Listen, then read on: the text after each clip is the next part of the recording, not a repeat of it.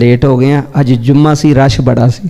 हाय हाय, अज जुम्मा सी, रश बड़ा सी। अज थोड़ा लेट हो गया, बाबा जी माफ़ कर दे अज। तो रोटी जो बाबा जी खवाई ना उस बाबे नूं, तो रोटी खवा के बाबा बिशर हाफी नूं कहंदा, बिशर यार क्यों एडी मुश्किल करना, मैं क्यों एडी टेंशन लैना मेरी, तू ऐ वेखना एडी दूरों रोटी कबाब लैके मेरा इंतजाम करके उन्हें मैनू खवाना में, तो क्यों इन्ना करना है, तो ना भी करेंगे तो मैं मुक जावांगा, मर जावांगा। तो आपने बाबा जी बाबे ने जफा मार लिया, फरमाया बाबा तेनू गल सच्ची दसा, ये कोई तकलीफ नहीं, ये कोई मैनू तंगी नहीं। लोग समझते ने कि बिशर हाफी अल्लाह अल्लाह करके एडा मकाम लिया है, लोगों को पता ही नहीं तेरी वजह तो अल्लाह ने मैनू अपना यार बना लिया है।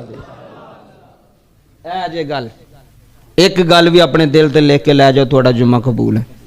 लोग समझते ने तस्बीह की वजह तो इन्हें मकाम लिया बिशर हाफी ने, लोग समझते ने नफल पढ़दा